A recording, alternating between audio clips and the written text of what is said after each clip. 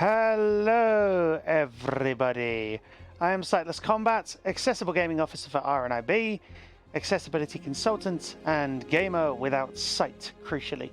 Now, the music you can hear in the background is from a game that, as of the time of recording, hasn't released yet.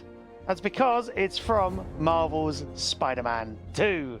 Full disclosure, I did receive the game as a review copy from the publisher at no cost to me, and I was very excited to do so because I was really interested to see what the sequel had to offer in terms of accessibility, but we'll come on to that in a moment. You can read my first impressions as linked in the description to see how I got on both without and with sighted assistance. Assistance being provided thanks to the wonderful new Assist controller feature, which essentially offers co-pilots on a PlayStation platform in terms of the Xbox feature, if you're wondering what co-pilot is referring to.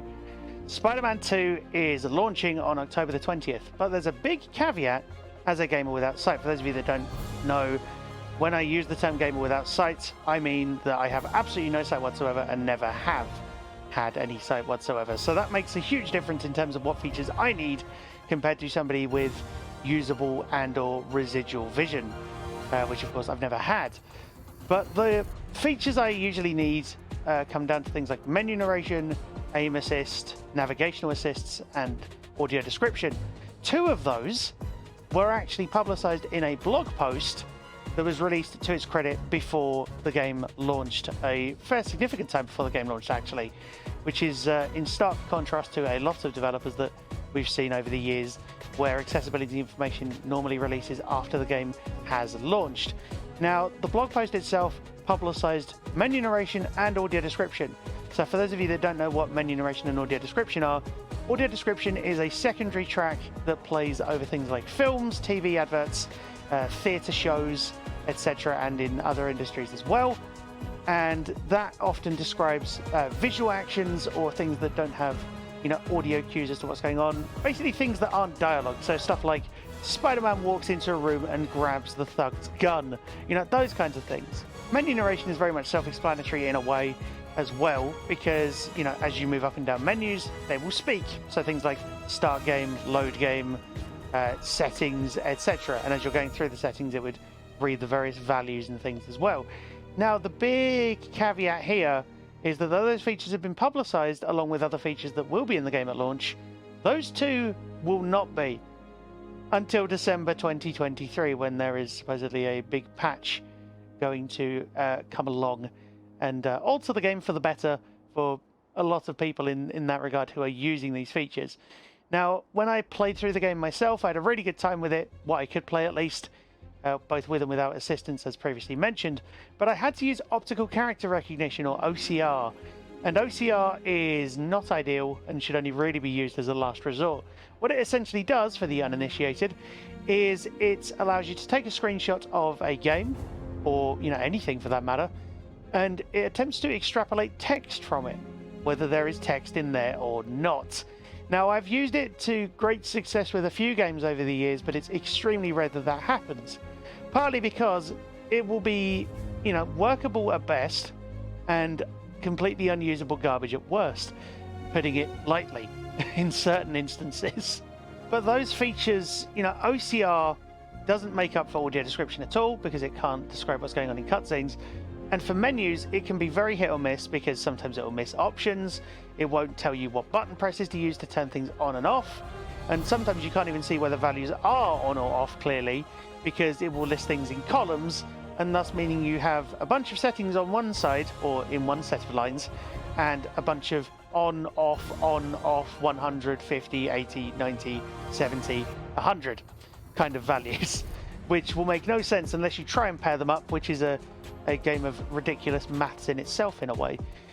So, that is not ideal at all. But having those features launch 2 months almost after the game has come out is a big accessibility barrier, because then you get sighted players who are unintentionally spoiling the story because they've already played through it, or showing off comparisons of various moments in the game from various angles, perspectives, comparing it to previous games in the franchise, for instance, those kinds of things. And then you've got people who need audio description or menu narration to get through the game in the first place without assistance, potentially, and they are left, stuck in a place where they have to avoid spoilers for a month and a half, which is far from ideal. And I'm putting this video up as a kind of a discussion starter. What do you all think? You know, I understand development takes time. I get that, you know, these features also arguably should have been in the game at launch so that everybody can enjoy the game together. You know, that would be phenomenal if that were to happen. Unfortunately, it won't at this stage. But, you know, what do you think? What's your views on spoilers, on, you know, having to wait for features to come to the game to actually play it in the first place? Do you mind that? All of those kinds of questions. But with that being said, I will leave those questions with you, and I will see you all in live streams, because I will be playing the game on stream with assistance, but we're going to try and make it interesting by maybe not having the cutscenes described as well. And if you have any other suggestions as to how to make that an interesting contrast, then do feel free to let me know as well, because I'm always happy to put interesting streams together for all of you who come along and watch and support. But what makes this worse is I've ordered the premium edition statue, the collector's edition, all 19 inches of Venom, as the saying goes.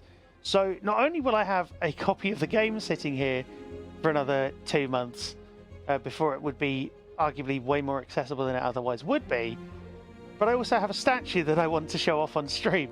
So it's kind of an interesting place to be, in that I've had to do a first impressions, and now we'll have to wait a while to do the full accessibility review.